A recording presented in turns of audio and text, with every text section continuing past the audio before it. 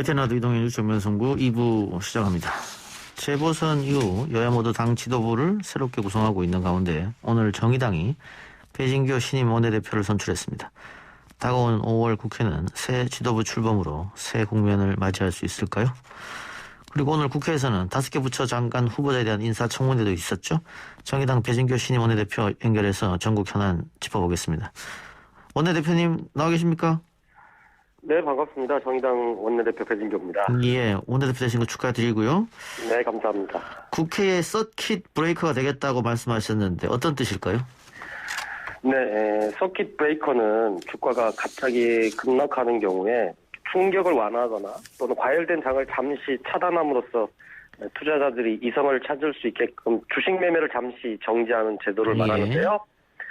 지금 국회는 거대 양당의 극단적인 대결 정치로, 때로는 기득권 담합 정치로 인해 민생은 온데간데 없이 양당끼리만 지금 과열되어 있는 상황이고, 그러다 보니까 정치의 가치와 역할이 급락하고 있는 상황입니다. 그래서 정의당이, 그리고 2기 원내대표인 제가 이런 브레이크를 걸 수 있는 국회의 서킷 브레이커가 되겠다라고 친사를 통해서 밝혔습니다. 예, 말씀하신 것처럼 극단적 대결 정치가 이번 국회에서도 계속해서 이루어졌었는데 네네. 최근에 민주당 윤호중 원내대표, 국민의힘 김기현 원내대표 선출됐고 여야 모두 협치를 이야기하고 있습니다만 많은 분들 예상은 새로운 원내대표 체제 하에서도 역시 극단적 대결 정치가 이어질 것이다 이런 예상을 하고 있단 말이죠. 네네. 우리 정치가 언제까지 이렇게 될 수는 없는 거 아니겠어요?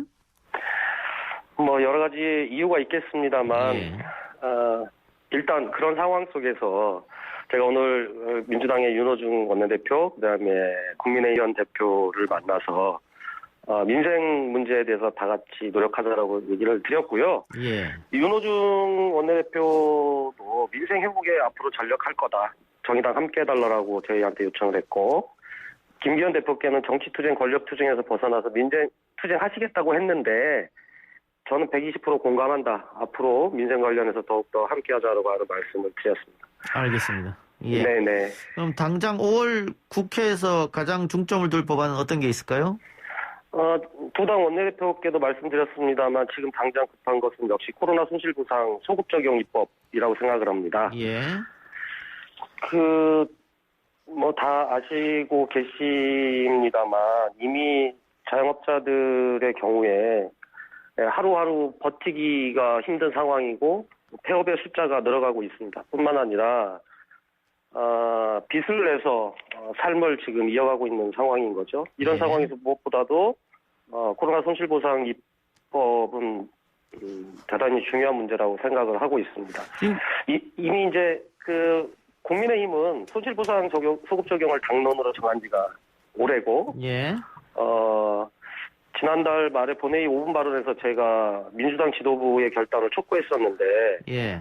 오늘도 윤호중 대표를 만나서 여러 가지 의견들이 좀 있을 수 있으나 아쉬운 것은 지금 정부의 가이드라인을 넘지 못하고 있는 게 너무 아쉽다. 국회의원 300명의 힘으로 이러한 가이드라인을 넘을 수 있도록 함께 협력해 주셨으면 좋겠다. 이런 얘기를 제가 오늘 드렸습니다. 예. 이 손실보상 소급 적용 입법의 큰 걸림돌은 두 가지 것처럼 보이는데요. 첫째는 위헌 논란이 있을 수 있고요. 네네네. 또 하나는 기재부에서는 계속 재정은 화수분이 아니다. 이런 말 코로나 시기 처음 시기부터 계속해서 되풀이했단 말이에요. 네네네. 이 두 가지 벽을 어떻게 넘을 것인가.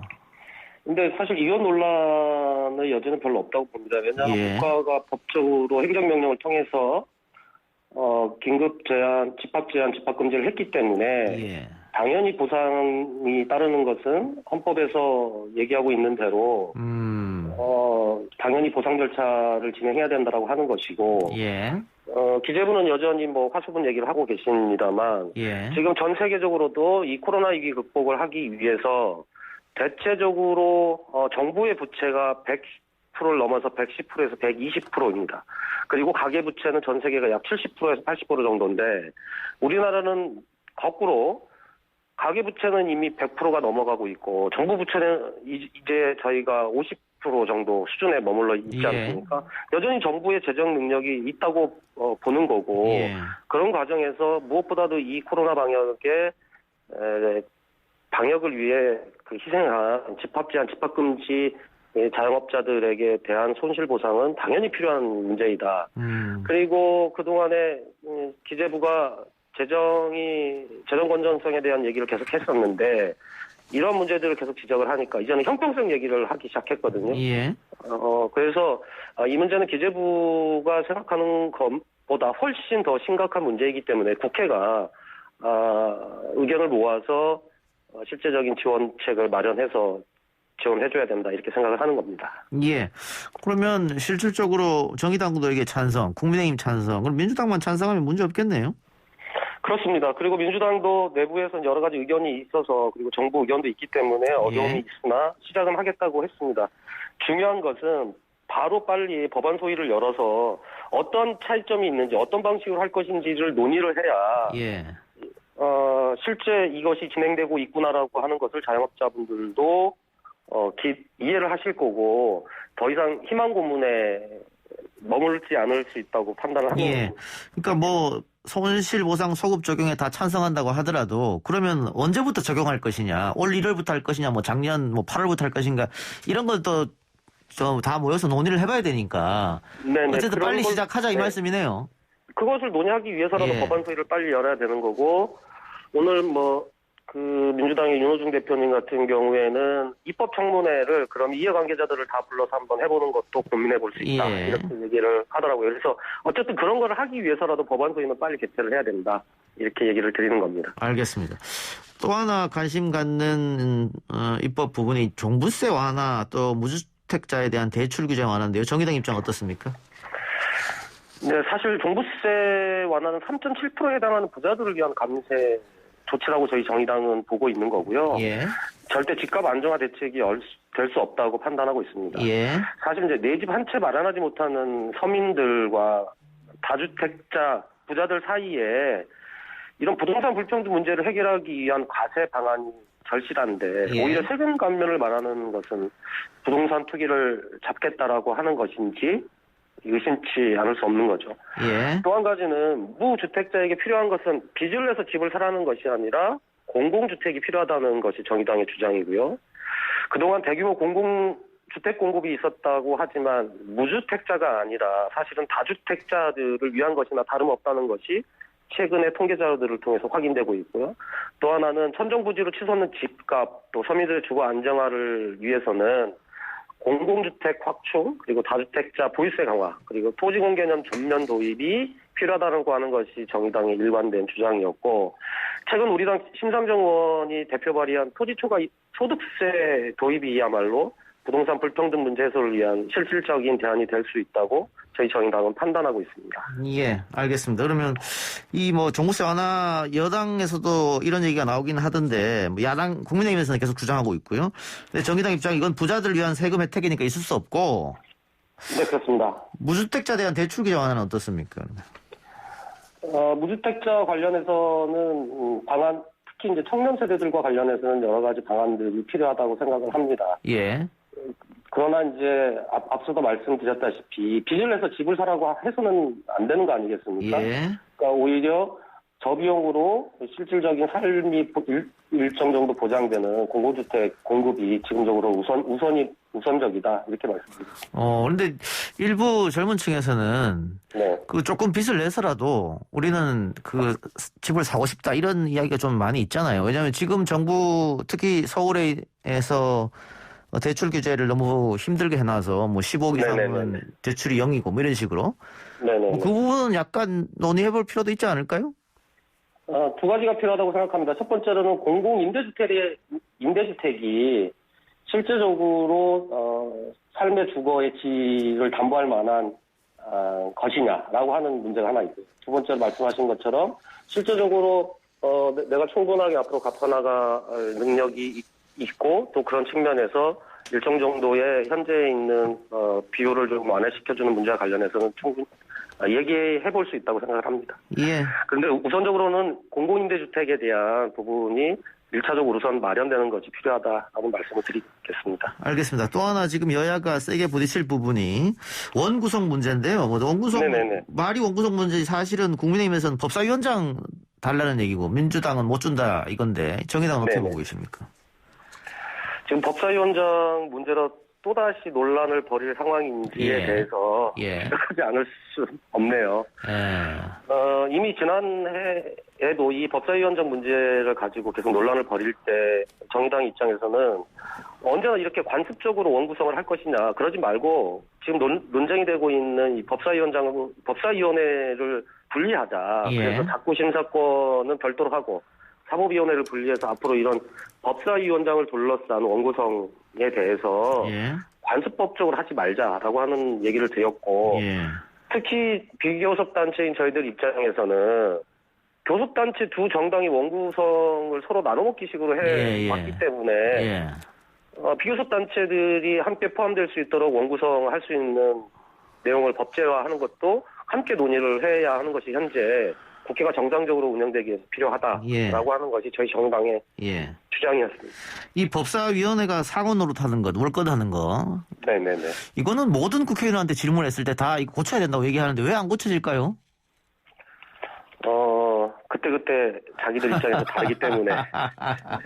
그래서 그것을 없애기 위해서, 이번, 어쨌든 2기 원내대표들이 계시기 때문에 적어도 이 부분에서 확인을 하고, 2기 이제 하반기 원구성을 할 때 그 정해진 기준에 의해서 원구성을 하면 된다. 저는 이렇게 말씀드리고 싶습니다. 알겠습니다.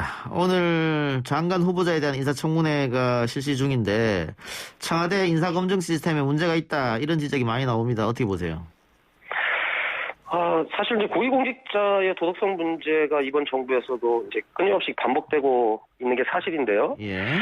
국회에서 이제 도덕성과 더불어 자질과 능력을 철저하게 이제 검증하고 따지는 것도 필요하지만 청와대에서 일단 사전에 인사검증들을 하고 있는데 또 불구하고 오늘 경우에도 박준영 후보자 배우자의 도자기 사진 같은 경우가 이제 버젓이 SNS에 올라와 있지 않았습니까? 예.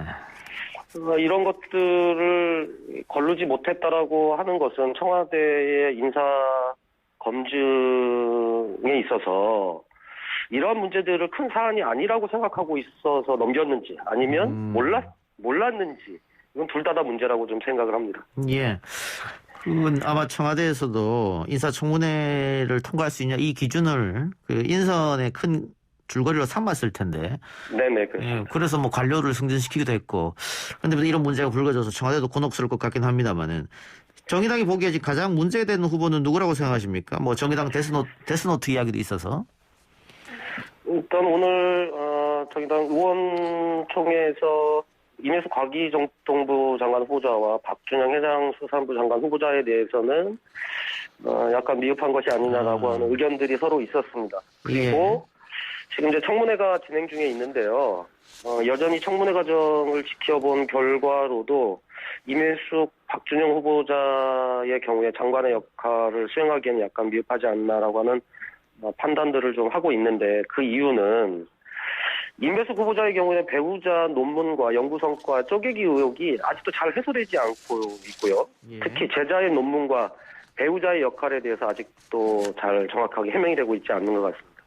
그리고 무엇보다도 이제 공무상 출장의 가족을 동반한 것과 관련해서 임 후보자의 인식에 심각함이 좀 느껴지는데 글로벌 컨퍼런스 행사를 참여할 때 이제 가족 동반이 일반적이고 관행화된 것처럼 얘기를 하셨는데 저희들이 확인해 본 결과 2016년도 공무상 해외 출장에 자녀를 동반한 출연연 관계자들이 대거 징계를 받았더라고요. 예. 그리고 어떤 공무원은 사직까지 했던 전례가 있는데 이런 것이 일반적인 관행화된다라고 말씀하신 것은 이해가 되지 않고 그리고 이런 것들은 모두 감사해서 적발된 사례들이라는 것이고요. 박준영 후보자의 경우는 아무리 배우자에 의한 사건이라 하더라도 박 후보자가 이를 몰랐을 리 없고 이는 직무상 직위를 이용한 부정행위이기 때문에 큰 문제라고 좀 판단을 하고 있어서 장관을 수행하기에는 좀 미흡하지 않나 이런 생각들을 좀 하고 있습니다. 일단 당에서 그런 기류가 있단 말씀이죠? 네네. 예. 그렇습니다. 자, 근데 그 국민의힘의 김기현 원내대표가 김부겸 총리 내정자에 대한 지명 철회를 요구했습니다. 아마 김부겸 총리가 되면 대통령 선거를 앞두고 있으니까 대통령 선거 때 관건 선거 하는 거 아니냐 뭐 이런 의혹 같은데 어떻게 보세요? 국민의힘 입장에서는 내년 대선 지방선거 관련해서 이제 충분하게 중립적으로 내각을 구성했으면 하는 어떤 기대였던 것 같습니다. 그런 측면에서 아마 김부겸 총리 후보자에 대해서 그런 비판을 하고 계실 거라고 보는데, 이거는 뭐 충분하게 인사청문회에서 함께 다뤄볼 만한 거라고 생각을 하고, 오히려 정의당 입장에서는 문재인 정부 4년에 대한 실제 촛불로 정부가 탄생한 만큼 촛불이 원했던 개혁이 얼마만큼 진행됐는지 이런 부분에 대해서 김부겸 총리 후보자와 함께 정책 검증을 하는 것이 무엇보다 필요가, 남은 1년 동안 도대체 그것을 하기 위해서 어떤 준비를 할 것이고 어떤 계획들을 갖고 있는지를 정책 검증하는 것이 더 필요하다. 저희들이 그렇게 생각하고 있습니다. 알겠습니다. 원내대표님 오늘 말씀 잘 들었습니다.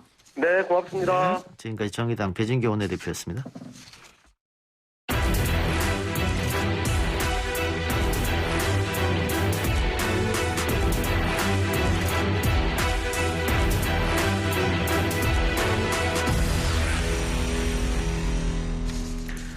전 세계가 코로나19로 신음하고 있습니다만 그 어느 나라보다도 사태가 심각한 곳이 바로 인도입니다. 하루 40만 명이 넘는 확진자가 연일 쏟아지고 있습니다만 의료 체계가 감당하지 못해서 사망자 수 역시 크게 늘고 있는 상황이죠. 인도에 사는 한인분들 역시 현지에서 발을 동동 구르고 있는 상황이라고 하는데요. 오늘 특별기를 타고 170여 명의 교민들이 인천공항에 들어왔습니다만 도움의 손길이 절실한 상황이라고 하죠. 인도 현지 연결해 이야기 나눠보겠습니다. 인도 첸나이에 계신 조상현 한인회장 전화 연결합니다. 회장님 안녕하십니까? 네, 안녕하십니까. 첸나이입니다. 예, 회장님 일단 건강은 괜찮으세요? 네, 그럼요. 괜찮습니다. 예, 오늘 170여 분이 특별기를 타고 한국에 귀국했는데 회장님께서 공항까지 배웅하셨다면서요?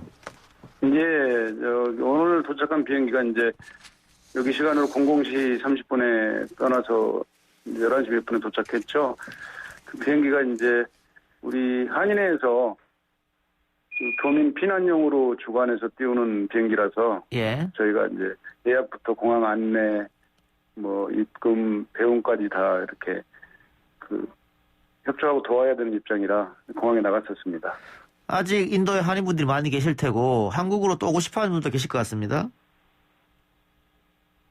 예, 이제 근데 가기는 가는데 지금 뭐 외국에 살다 보면은 한국 한 번씩 들어가는 게 참 큰 낙이잖아요. 예. 근데 지금 이제 코로나 상황에서 뭐 저뿐만 아니라 또 가장을 아빠를 사지에 두고 들어가는 가족들이나 또 보내는 남편과 또 뭐 아빠들이나 뭐 온 가족이 남아있는 가족들이나 가는 사람들이나 다들 뭐 심정이 착잡하고 심란하기는 마찬가지 같습니다. 예. 그 한국으로 올 그 비행기표는 문제 없이 지금 마련이 되고 있나요? 어떻습니까? 지금 한국에서 오는 오는 비행기표는 이제 지금 거의 들어오시는 분들이 없고요. 예. 한국에서 이제 대부분 여기서 철수 명령은 아니지만 이제 철수하자는 분위기가 이제 역력해요. 예. 그래서 저희가 뭐 애초에 평상시에 계획했던 비행기가 이제 뭐 5월에 2대, 뭐 6월에 2대 이런 식으로 해왔었어요. 예. 2차 팬데믹 전부터. 예. 그 비행기는 이제 뭐 여기 자연스럽게 뭐 저 한국으로 드나드는 사람들 그리고 이제 진출 기업의 출장자들 이용하는 비행기가 필요하니까 저희가 한인에서 그냥 1년 동안 한 15차에 걸쳐서 30여 회 저희가 왕복 운항을 했었습니다. 그래서 저희가 이제 5월에 2대, 뭐 6월에 2대, 4월에 2대 이런 식으로 이제 편성이 돼 있었는데 최근에 이제 인도 상황이 이제 급격하게 이제 악화되면서 저희가 이제 애초에 계획이 없던 분들이 이제 한국으로 들어가려고 그래요. 그래서 수요가 많이 발생한 상태에서 저희가 이제 증편으로 한 달에 두 대 정도를 더 띄우려고 하고 있는데 지금 여의치가 않습니다. 여의치가 않은 게 한국 국토부에서 이제 허가를 내주는 상황인데요. 예. 뭐 국토부라고 그래서 뭐 자기들 마음대로 하는 일이 아니지만 방역 문제 또 격리 시설 문제, 격리 인원 초과 문제 같은 것들로 해서 이제 굉장히 곤란하다는 그런 답변을 들은 상태예요. 예. 국토부하고 이야기는 하고 있는데 쉽지는 않군요, 지금 그러면 상황이. 예. 원래 2차 팬데믹 예상 못한 상태에서 이제 진출 기업 출장자 학교 방학 등을 예상하고 이렇게 두 편이 편성됐었는데 이런 최악의 상황 때문에 예. 이제 중편까지 하다 보니까 인도가 더 땅덩어리고 하다 보니까 뭐 델리, 수도 델리, 벵갈루루, 문바이, 이렇게 체나이 이제 보통 4개 지역에서 비행기가 들어가는데 예. 이게 벌써 5월 달에 12대 정도, 7대 정도 되나 봐요. 예. 근데 이제 새로운 격리 지침, 이제 인도발 승객들의 새로운 격리 지침 같은 것들이 뭐 어제도 이제 변했고 시시각각 변하고 있어요. 예. 32시간 텀을 두라고 그래가지고 인도발 비행기를 들어오는 간격을 32시간 텀을 두라는 또 새로운 격리 지침이 있어가지고 아하. 이게 하루에 뭐 2대라든가 뭐 이틀에 2대라든가 이런 식으로 못 띄우고 한 대가 도착하면 32시간이 지나야지 도착할 수가 있습니다. 알겠습니다. 그 다음에 이제 질병본부 쪽에 이제 뭐 격리시설이나 인원 문제 이런 것도 문제가 되고요. 예, 여의치 않은 상황인데 지금 방금 말씀하신 대로 갑자기 이렇게 팬데믹이 나와서 확진자가 지금 쏟아지고 있는 상황인데 그 의료 체계는 거의 붕괴 상태다 이런 얘기가 들리더라고요. 의료 체계가 사실은 뭐 아시다시피 열악하죠.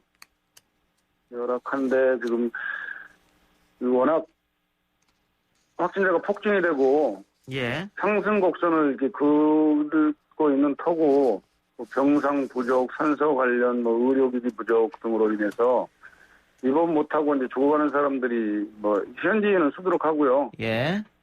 그래도 이제 한인들은 뭐 대사관이나 또 중영사관 도움을 받아서 이제 근근히 이렇게 위험은 피해 왔는데 뭐 워낙 많이 늘어나니까 이제는 뭐 이게 소위 말해서 시도 안 막히는 상황입니다, 지금. 아하. 그래서 지금, 위험에 처한 사람들이 병원 묵고해서 뭐 자가격리하는 사람들도 많고요. 아, 그러면 뭐 확진 판정을 받거나 혹은, 코로나 의심 증상이 있을 때 한인 분들도 마땅한 조치 취할 게 없겠네요, 지금? 이제 일단 그 증상이 심할 경우에는 본인 회사나 또 뭐 이렇게 통영사관 그리고 한인회 등에 뭐 특히 알려가지고 도움을 요청하겠지만 대부분 증상이 심하지 않은 경우에는 뭐 자택에서 뭐 치료 아닌 치료를 하고 있는 그런 상황이죠. 자택에서 그러면 그 한인분들이 가장 필요하고 절실한 도움은 어떤 게 있을까요? 지금 한국 정부가 당연히 우리 교민들 도움을 줘야 될 텐데요. 어떤 게 있을까요? 뭐 첫째는 지금 말씀하셨던 항공편 문제고요. 예. 항공편은 저희가 뭐 하루에 한 대라도 뭐 하루에 2대라도 저희가 만들어내요. 예. 이제 상업적인 목적으로 여행사나 이제 대형 여행사들이 뛰어든 입장이고, 그래서 항공편이 문제가 아니라, 뭐, 결국 운항허가가 이제 한국 국토부 소관이기 때문에, 뭐, 저희는 처분만 바라고 있는 실정이고요. 그래서 저희가 이제 바라고 싶은 거는 저희가 조금 더 계획하에서 철수 비행편을 마련하고 대책을 세울 수 있도록 조금 합리적으로 검토를 부탁드리고요. 저희 판단으로는 이거 상황이 더 최악으로 치닫기 전에 6월 초까지는 철수를 마무리해야 하는 걸로 보고 있어요. 6월 말 초까지는요? 초까지. 예. 그렇게 되면 지금 들어가도 이제 그 비행기 한 대당 확진자가 몇 명씩 나오는 상황입니다, 지금. 아, 그러면 이제 여기가 더 늦어졌을 경우 비행기 한 대당 탑승자 그 비율 그 확진자 확률이 더 높아질 것이고 방역 당국도 더 어려워질 텐데 저희 판단은 그렇습니다. 그래서 여기가 최악으로 가서 확진자가 더 늘어나기 전에 귀국시키는 것이 저는 맞다고 보는데 또 한국은 질병관리청은 또 나름대로 애로사항이 있어서 그런지 모르지만 이게 국토부 설명에 의하면 참 어렵다고 그러니까 저희는 난감한 상황이죠. 저희. 알겠습니다. 그 6월 초까지 그러면은 비행기가 몇 편이 더 필요할까요? 지금 저희가 이제 5월에 2대 신청해서 어제 하나가 떴고요. 오늘 도착했습니다. 그 다음에 18일 비행기가 있고요. 그래서 저희가 모자랄 것 같아서 2대를 더 신청을 했어요. 5월에. 5월 10일자로 신청을 했고 5월 22일자로 신청했습니다. 네, 그 5월 10일자 비행기는 아까 말씀드린 그 32시간 텀 기준에 의해서 무산될 것 같고요. 아하. 5월 22일자 그 추가 비행기는 계속 추진하고 있습니다. 예, 알겠습니다. 예. 예. 회장님 오늘 인터뷰 고맙습니다. 여기서 마무리하겠습니다. 예. 예, 지금까지 조상현 인도 첸나이 한인회장이었습니다.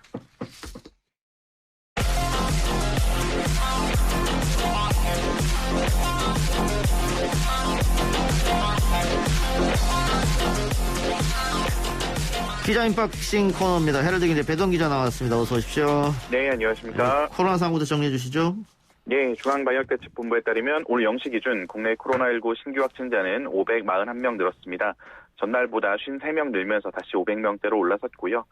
검사 건수가 줄어든 영향을 받는 주 초반에 500명 안팎으로 내려왔다가 한 수요일부터 다시 800명대로 치솟는 패턴이 지금 몇 주째 계속되고 있기 때문에 확산세가 꺾였다고 보기는 좀 어렵습니다. 특히 5월이 이제 가정의 달을 맞아서 각종 모임이나 행사가 좀 늘어날 것으로 보이는 데다가 전파력이 더 세다고 알려진 해외 변이 바이러스 유입 사례가 계속 확인되면서 확진자 규모가 언제든 더 커질 수 있는 상황입니다. 방역당국은 지난주에 확진자 수가 좀 감소하는 추세를 보였다면서 이번 주가 유행의 재확산과 진정을 가르는 분기점이 될 것으로 보고 방역의 고삐를 더 조이겠다는 입장입니다. 예, 오늘 0시 기준으로 541명인데 이건 주말 검사 숫자가 줄어들어서 아마 좀 줄어든 것 같고요. 예. 지금 제가 실시간으로 보고 있는데 이미 500명을 넘어섰거든요. 예. 그러면 다시 600이나 700명 되지 않을까 내일 자정쯤에는. 그래서 또 좀 힘든 시간이 계속될 것 같아서 가슴이 아픕니다. 예, 정치권 소식 좀 여쭤보죠. 민주당 조홍천 의원이 당내 강성 지지층의 이른바 문자 폭탄 행동과 관련해서 연일 비판을 쏟아내고 있는데 같은 당 김남국 의원이 그 이야기 좀 그만해라 이렇게 얘기했다고요?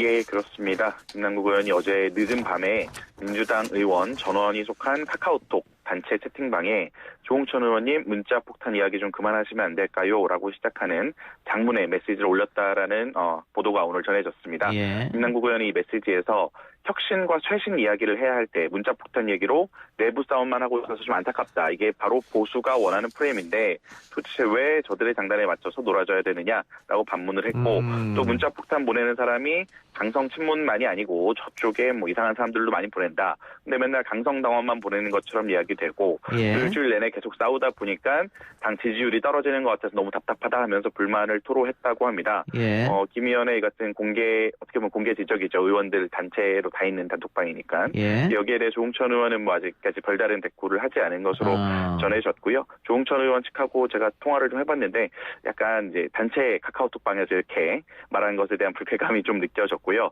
여기에서 답을 한다든지 그럴 계획으로서는 없는 상태라고 합니다. 알겠습니다. 이재용 삼성전자 부회장 사면을 둘러싸고도 오늘 여당 중진 의원이 공개적으로 사면 필요성을 언급했는데 바로 또 공개 반발이 있었습니다. 예, 그렇습니다. 일단 국회 과학기술정보방송통신위원장, 과기방통위원장을 맡고 있는 이원욱 의원이 여권 내에서 이재용 부회장의 사면 발언을 처음 공개적으로 좀 제기하면서 주목을 받았습니다. 오늘 한 라디오와 인터뷰에서 지금 반도체 수급 상황, 미국에 대한 투자 이런 것들을 봤을 때 이재용 부회장에 대한 사면 필요성이 강력히 존재하고 있는 것 아닌가 생각을 한다 이렇게 말을 한 건데요. 그러면서 경제가 좀 불안하고 반도체 위기를 극복하기 위해서 이 부회장에 대한 사면 필요성을 국민들도 요구하고 있다. 또 정부가 좀 적극적인 고민을 해야 되지 않을까 생각하고 있다라고 밝혔습니다.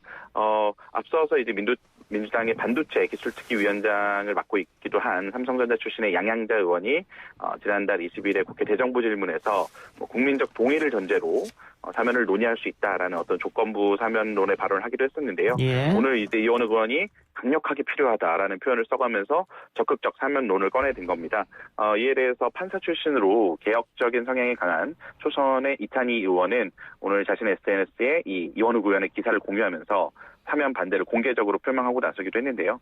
반대하는 이유로는 딱 하나다. 법 앞에 평등, 실제로 경제에 도움이 될지도 의문이라고 짧게 적었습니다. 정의당도 논평을 내고 이 이원욱 의원의 발언에 대해서 1분기 기준 역대 최고 매출을 달성한 기업을 두고 위기를 운운하면서 사면을 언급하는 것을 보니 어처구니가 없다라고 비난을 했고요. 민주당 지도부의 관계자도 전부 개인의 의견이다. 당이 검토 여부 등을 코멘트할 것은 없다라는 입장을 전했습니다. 청와대도 이 이재용 부회장 사면과 관련해 검토하고 있지 않다라는 기존 입장을 오늘 되풀이했습니다.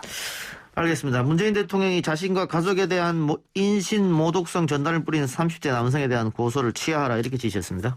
예, 그렇습니다. 문재인 대통령이 본인에 대한 모욕죄로 최근 검찰의 불구속 송치가 된 30대 청년에 대한 고소를 취하하기로 했습니다. 박경미 청와대 대변인이 이 같은 내용을 오늘 밝혔고요. 앞서 지난 2019년 7월에 한 30대 남성이 여의도의 국회의사당 분수대 인근에서 문재인 대통령을 비판하고 비방하는 내용의 전단지 뭉치를 뿌려서 모욕 혐의로 고소가 된 바 있습니다. 당시 고소 배경에 대해서 이 박경미 대변인은 대통령에 대한 어떤 혐오나 조롱을 떠나서 일본의 극우주의 표현을 무차별 인용하는 등 국격, 국민의 명예 이런 것 등에 미칠 해악을 고려해서 대응한 것이라고 설명을 했는데요. 그러면서도 주권자인 국민의 위임을 받아 국가를 운영하는 대통령으로서 모욕적 표현을 감내하는 것도 필요하다는 지적을 수용한 것이라고 밝혔습니다. 최근 김 씨가 A 씨가 검찰에 송치되면서 정치권이나 참여연대 같은 시민단체에서 이 표현의 자유를 들어서 고소를 좀 취해야 되는 거 아니냐 이런 목소리가 나온 것에 대한 반응으로 보이고요. 다만 박경미 청와대 대변인은 앞으로 명백한 허위 사실을 유포해서 정부의 신뢰를 훼손하고 외교 문제로 비하될 수 있는 행위는 사실관계를 바로잡는 차원에서 신중히 판단해서 결정하겠다라고 말을 했습니다.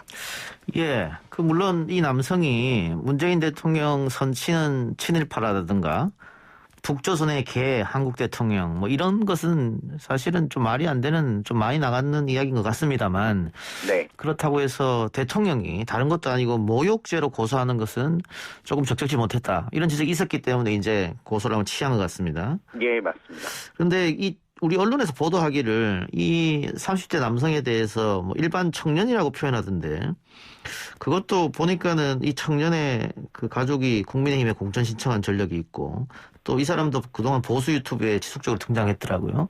그렇게 봤을 때는 그냥 일반 청년이라 하기는 좀 못한 것 같아서 네. 이 부분에 언론 보도도 그렇고 청와대도 그렇고 양쪽이 조금 정무적 판단이 미스가 아니었나 이런 생각도 들긴 합니다. 어쨌든 고소를 취하했다니까요. 알겠고요. 편의점 브랜드인 GS25의 이벤트 홍보 포스터가 남성 혐오 논란에 휩싸였고 결국은 오늘 사장까지 나서서 사과했어요? 예, 그렇습니다. GS25가 최근 그 캠핑용 식품 구매자를 대상으로 경품 증정하는 이벤트를 홍보하기 위해서 포스터를 하나 만들어서 올렸는데 이 포스터에 나오는 손 모양이 남성 비하, 남성 혐오 목적의 그림으로 알려진 이 그림과 거의 유사하고 또 포스터 하단에 달이나 별 디자인이 한 대학의 여성주의 학회 마크다 이런 주장이 온라인 커뮤니티를 중심으로 제기되면서 논란이 시작이 됐습니다. 또 포스터에 적힌 영어 표현 이모셔널 캠핑 머스트 헤브 아이템 요거의 각 단어 마지막 글자를 조합해서 거꾸로 올라가면은 이제 메갈이라고 하죠. 메갈리아 남성 혐오 커뮤니티로 이제 알려진 메갈리아를 암시하는 거 아니냐. 이런 지적도 나왔습니다. 논란이 되자 GS25가 이 포스터에서 문제가 된 부분을 삭제하고 사과문을 올려서 앞으로 논란이 될 만한 내용에 대해서 철저히 모니터링하겠다라고 밝혔는데 자신이 해군 출신의 남성이라는 사람이 청와대 국민청원 게시판에 GS25의 군부대 PX 계약을 전면 철회해달라 이런 청와대 국민청원까지 올리고 5만 명 이상이 동의를 하면서 질타가 쏟아지자 알겠습니다. 결국 사장까지 오늘 사과를 했습니다. 예, 우리 사회 남성 혐오, 여성 혐오가 판을 치네요. 안타깝습니다. 예, 오늘 기자 언박싱 여기서 마무리하죠. 백 기자 수고했어요. 네, 고맙습니다.